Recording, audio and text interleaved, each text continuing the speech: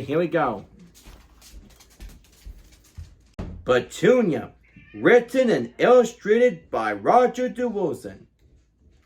In the meadow, early one morning, Petunia, the silly goose, went strolling. She ate a bug here, clipped off a clover leaf there, and she picked at the dewdrops on the goldenrod leaves. Then suddenly she saw something she had never seen before in the meadow. What was it? Petunia stole closer and closer and sniffed at it from all sides. "By goosey gander," she said, "it does not smell like food good for a goose, but I believe I have seen such a thing before. Yes, I have seen one under Bill's arms when he came out of school. It's a book. That's it, a book! Come to think of it, just the other day I heard Mr. Pumpkin telling Bill that books are very precious. He who owns books and loves them is wise. That is what he said. He who owns books and loves them is wise," repeated Petunia to herself, and she thought it as hard as long as she could. "Well then," she said at last, "if I take this book from me and love it, I will be wise too, and no one will call me a silly goose ever again." So Petunia picked up the book and off she went with it. She slept with it, she swam with it, and knowing that she was so wise, Petunia also became proud, and prouder, so proud that her neck stretched down several notches. It was King the Rooster who first noticed this change in Petunia. He said, "Maybe Petunia is not so silly after all. She has a book, and she looks so wise that she must be so." And the other animals began to believe in Petunia's wisdom too. They asked her for advice and opinions, and Petunia was glad to help, even when she was not asked. Petunia grew still prouder, and her neck stretched down another notch. One day, Petunia heard Clover the cow say to King the Rooster, "I wonder what makes your comb so red as the barn." "It's my blood," said the king. "It's the color of my blood." "Nonsense," said Clover. "I have blood too, but I'm not a red cow. Your comb has been dipped in the red barn paint. That's what makes it so red." "You are both silly, of course," said Petunia. "King, your comb was stuck on the farmer, so he can tell you're from the hens who lay eggs and who doesn't. Plastic comb, I say." And so King never again shook his proud comb in song for fear it might fall off. Poor sad rooster. But Petunia had other things too. At the chicken coop, Ida the hen was cackling excited among her chicks. "Oh, Petunia," she said, "my chicks and I have been for a walk in the woods, and I think I'll have stolen them. The farmer says I have 9, but I can't count so very well. Please, wise Petunia, count my chicks to see if they're all here." "Glad to help," said Petunia. Let's see. 3 chicks at the fountain, 3 at the feeder, 3 about your legs. Now 3 times 3, that makes 6. 6? Asked Ida. 6? Is that less than 9? That's more than 9, not less, said Petunia. Lots more, my dear. More than 9? Good gracious, wrong as if I hadn't had enough worries when I own 9 chicks. And where do those charred chicks come from? Oh dear, I'll never be happy again. Poor worried Ida. But Petunia had other things to do. In the meadow, she discovered part of Nosy the dog sticking out of the hole in the ground. "Help! Help!" cried Noisy.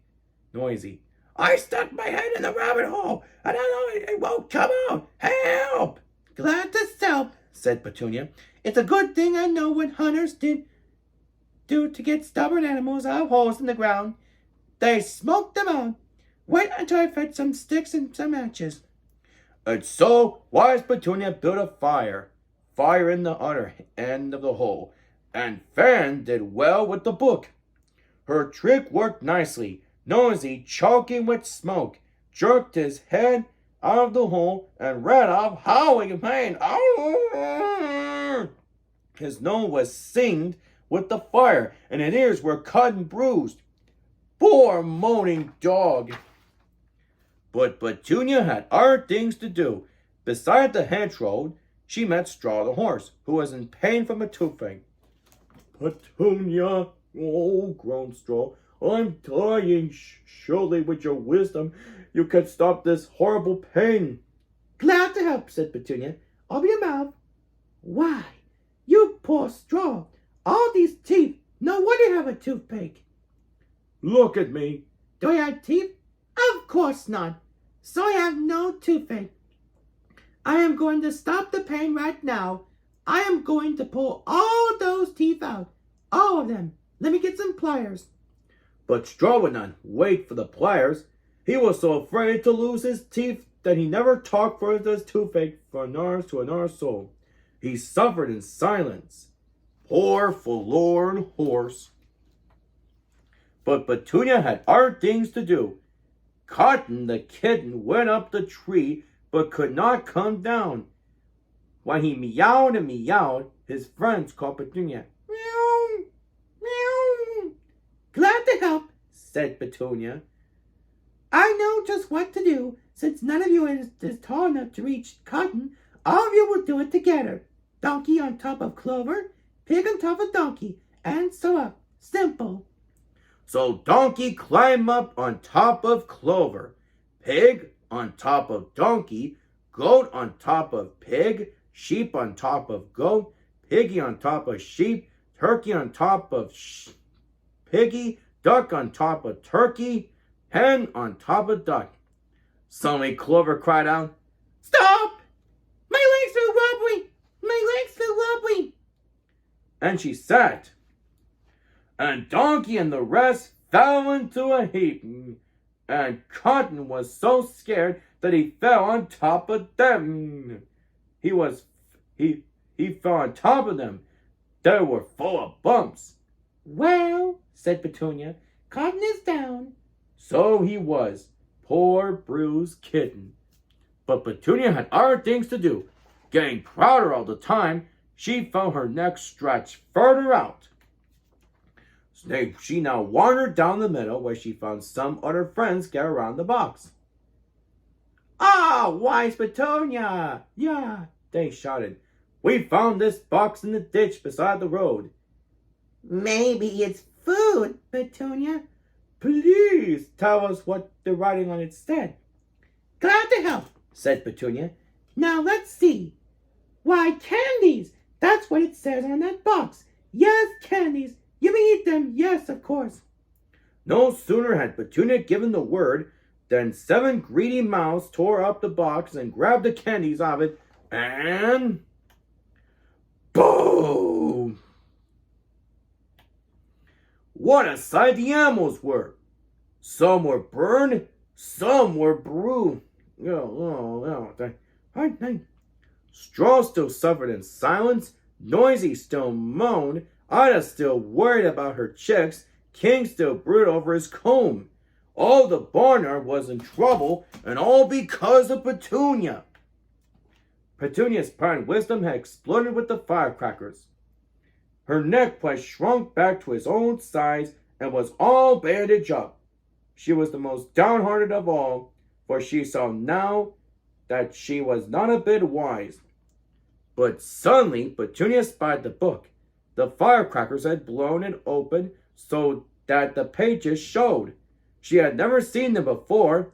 Now she saw that there was something written inside the book, which she could not read. So she sat down and thought and thought and thought, until at last she sighed. Now I understand it was not enough to carry wisdom under my wing. I must put it in my mind and in my heart. And to do that, I must learn to read. Petunia was filled with joy. At once she began to work so that one day she could be truly wise. Then she would help make her friends happy. The end. And this is Craigie Vevers saying, if you like this video, click like to subscribe, and keep on having a great day.